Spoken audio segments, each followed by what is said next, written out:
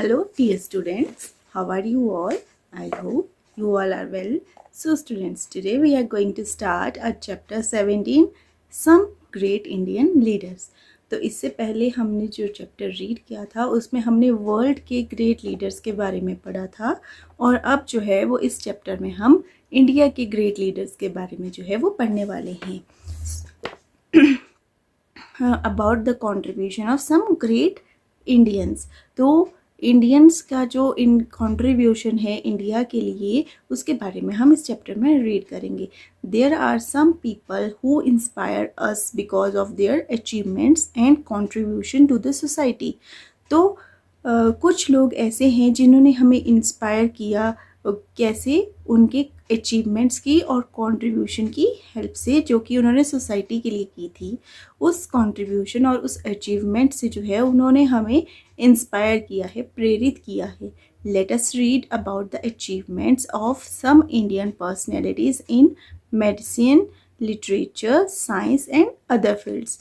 तो अब जो है वो हम इन ग्रेट इंडियन पर्सनैलिटीज़ के बारे में पढ़ेंगे जो कि जिन्होंने जो है वो मेडिकल, लिटरेचर, साइंस और अदर फील्ड्स में जो है वो अचीवमेंट्स प्राप्त की थी. तो सबसे पहले हैं Sushruta. Sushruta was born in the 6th century BC. तो सुश्रुता जो थे वो पैदा हुए थे 6th century BC में.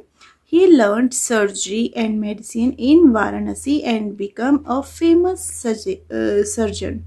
तो ये जो थे इन्होंने सर्जरी की पढ़ाई और मेडिसिन की पढ़ाई जो थी वो वाराणसी से की थी और ये बहुत ही फेमस जो थे सर्जन बने थे.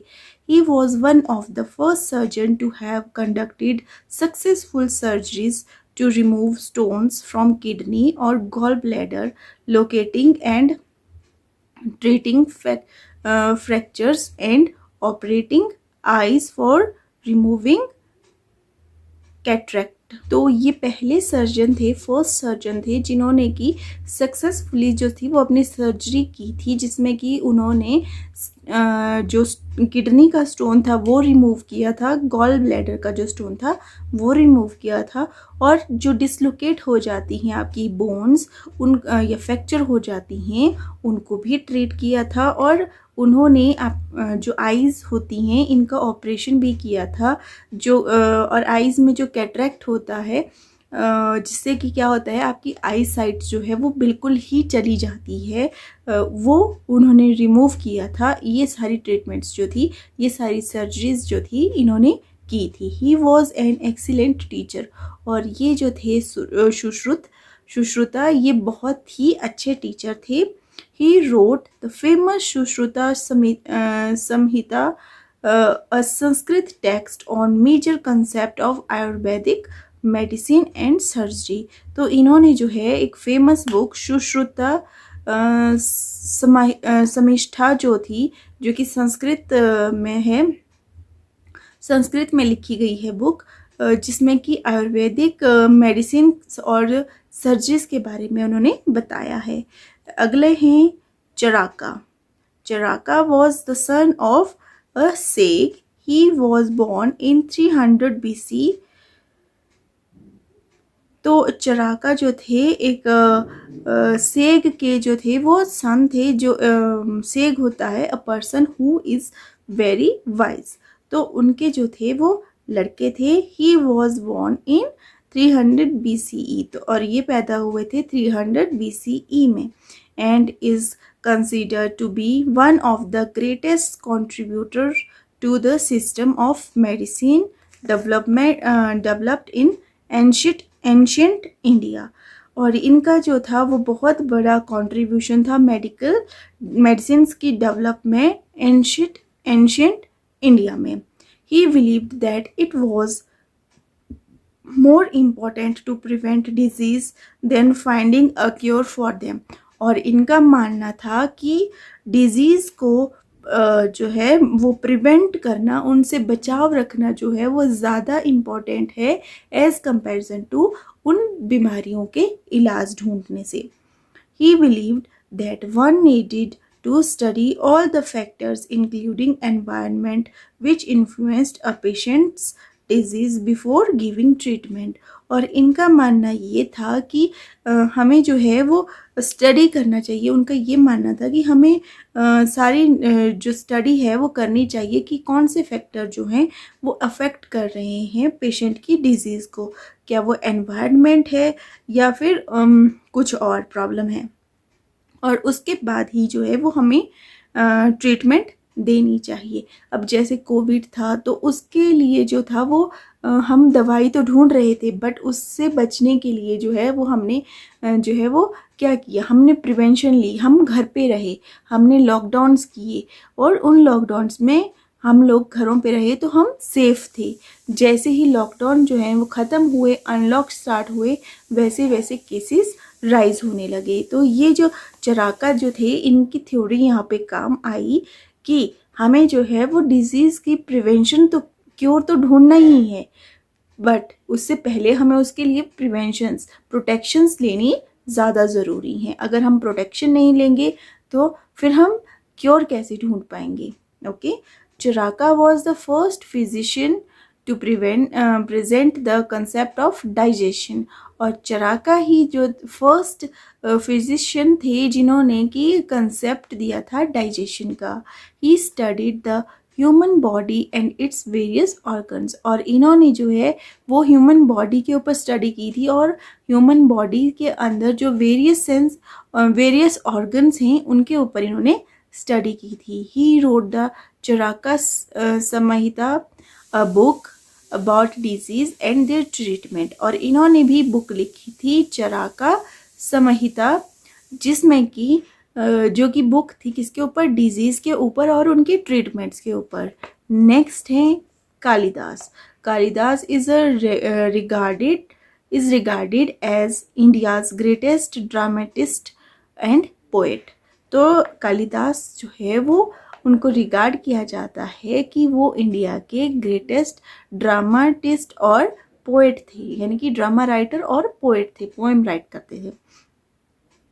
He lived during the rule of Chandragupta II, also known as Vikramaditya. तो इन ये जो थे वो कौन से टाइम में पैदा हुए थे, जब चंद्रगुप्ता जो टू थे, या उनको जो है वो विक्रमादित्य भी कहा जाता है, तो उनके रूल में जो थे ये रहते थे। The famous ruler of the Gupta dynasty, जो कि गुप्ता डायनेस्टी के सबसे फेमस रूलर हुआ करते थे, चंद्रगुप्ता टू या Vikramaditya. Okay, he was one of the 9 gems और Navratnas at the court of Chandragupta two. और ये चंद्रगुप्ता टू या विक्रमादित्य जो थे इनके 9 जेम्स यानी कि 9 रत्नों में से एक थे। Some of his well-known works include Abhijana Shakuntalam, Meghdutam, Ritu Samhara and Kumar Sambhav। ये इनकी कुछ जो थी वो वेल नोन वर्क था, यानी इनका बहुत ही जाना माना काम था।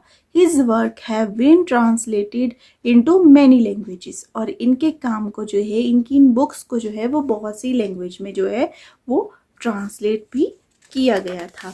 नेक्स्ट है रानी लक्ष्मीबाई। तो रानी लक्ष्मीबाई के बारे में तो आप सभी जानते हैं कि रानी लक्ष्मीबाई कौन थी। Let's know. Rani Lakshmibai was the queen of Jhansi. तो रानी लक्ष्मीबाई जो थी वो झांसी की रानी थी। She was born in 1828 in Varanasi.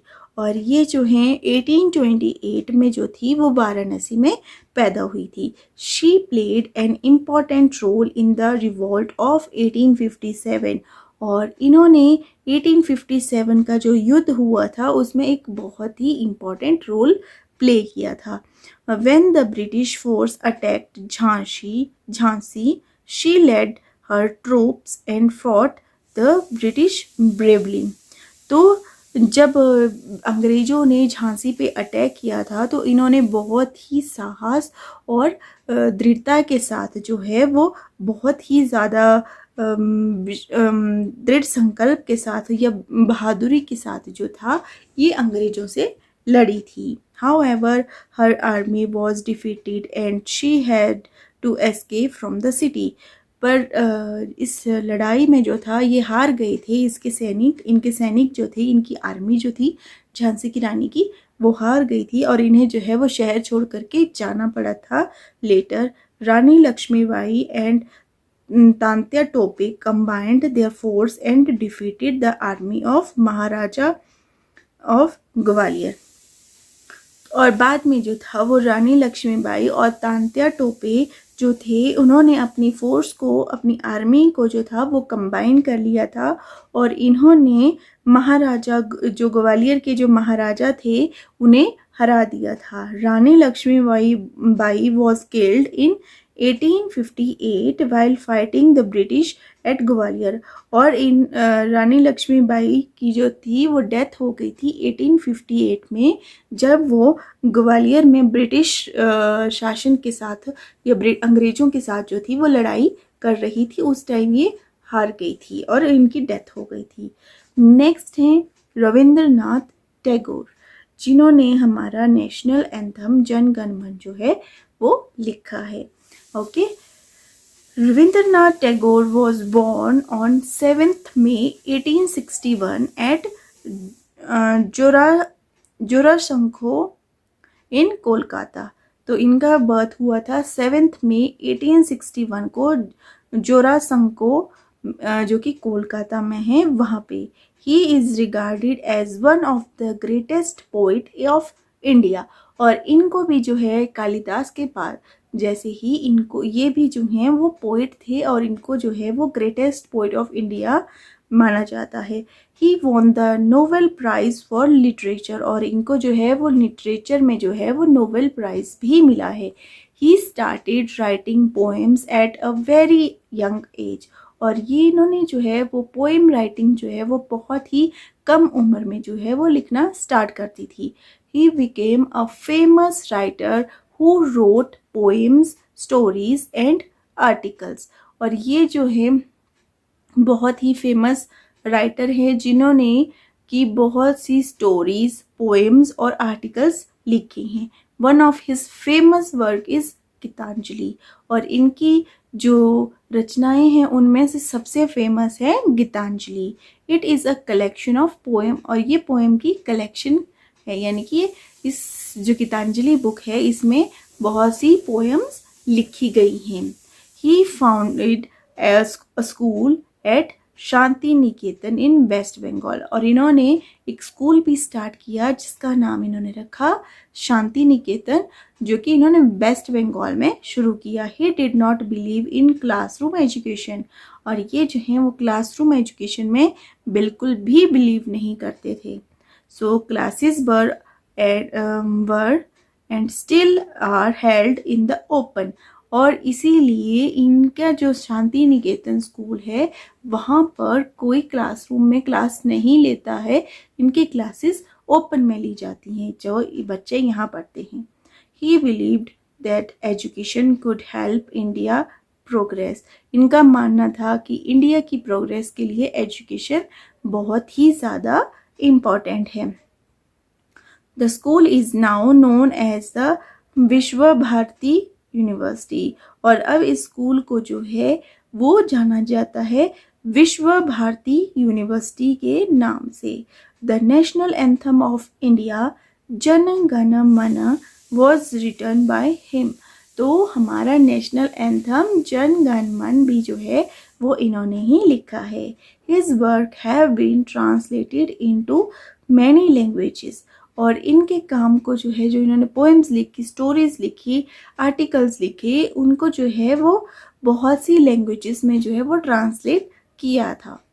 He died in 1941, और 1941 में इनकी डेथ हो गई थी। नेक्स्ट है महात्मा गांधी और the father of nation, Mohandas Karamchand Gandhi. ये जो है महात्मा गांधी का पूरा नाम है Mohandas Karamchand Gandhi. Was born on 2 अक्टूबर 1869 इन पोरबंदर इन गुजरात। तो महात्मा गांधी का बर्थ हुआ था 2 अक्टूबर 1869 को पोरबंदर में, जो कि गुजरात में है। He studied law in England and soon get an opportunity to go to South Africa to fight a case for an Indian businessman. और इन्होंने अपनी लॉ की स्टडी जो है वो इंग्लैंड से पूरी की और जल्दी ही इनको एक अपॉर्चुनिटी भी मिल गई कहाँ जाने की, साउथ अफ्रीका जाने की। और वहाँ पर इन्होंने जो है वो एक इंडियन बिजनेसमैन था उसका केस भी लड़ा। The government which was ruling South Africa at that time followed the policies of apartheid। तो उस टाइम पे साउथ अफ्रीका में जो गवर्नमेंट रूल करती थी वो फॉलो करती थी किसकी पॉलिसीज को, अपार्थाइड की पॉलिसीज को।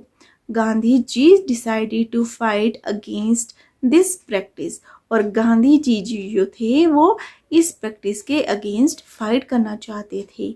ही organized protest based on the ideal of non-violence and Satyagraha.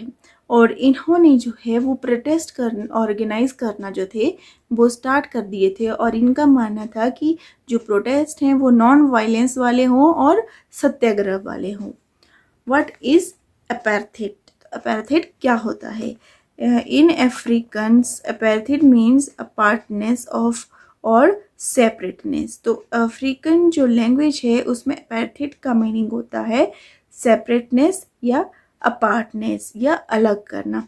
Under apartheid the people of south Africa were divided into several group based on the colours of the skin. तो south Africa में जो था वो लोगों को different groups में divide किया गया था according to the colour of their skin, उनकी स्किन के कलर के according. All South Africans have to carry identification card. और सभी साउथ अफ्रीकन लोगों को जो था वो अपने साथ अपना आइडेंटिफिकेशन कार्ड जो है वो लेकर के जाना होता था। The white skinned people were given preference over the dark skinned people।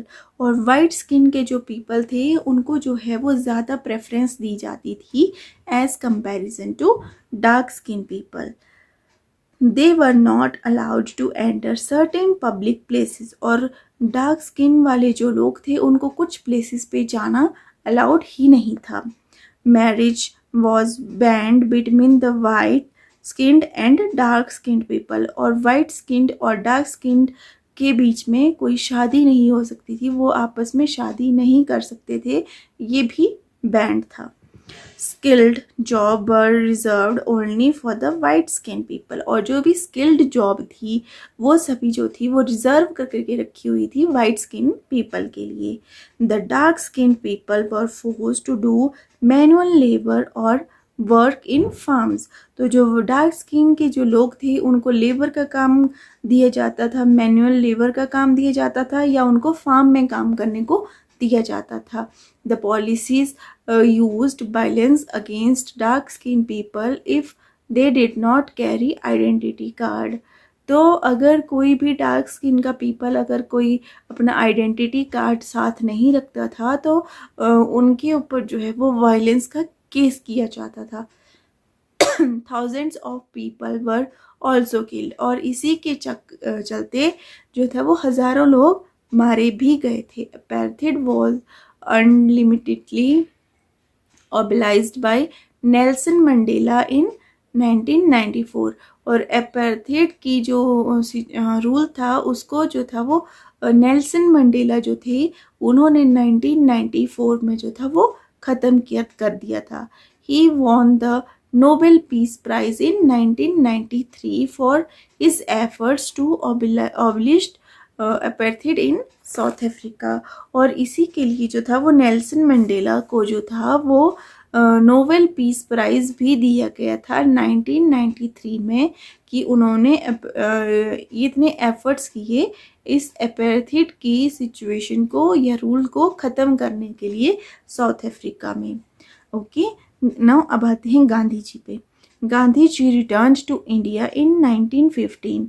और गांधी जी जो थे वो साउथ अफ्रीका से जो थे वो 1915 में 1915 में जो थे वो वापस आ गए India. India was being ruled by the British at that time. उस टाइम पे जो था वो इंडिया पे जो था वो ब्रिटिश रूल हुआ करता था।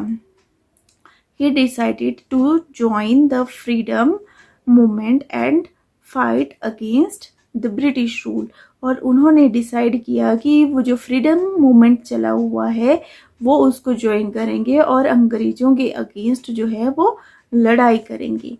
ही played a key role in the freedom movement, और इन्होंने जो था एक की रोल जो है वो प्ले किया था किसमें, फ्रीडम मूवमेंट में। Gandhi ji is affectionately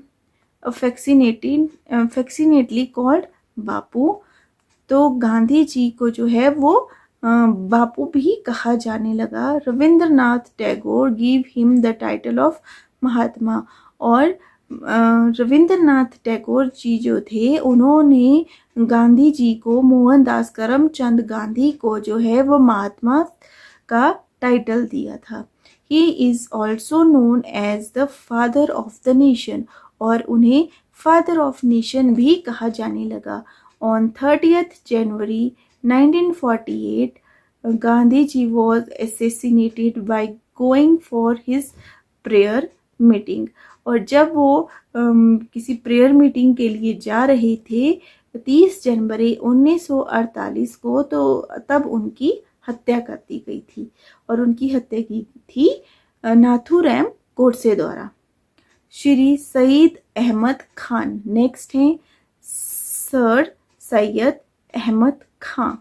Sir Syed Ahmad Khan was born on 17th October 1817।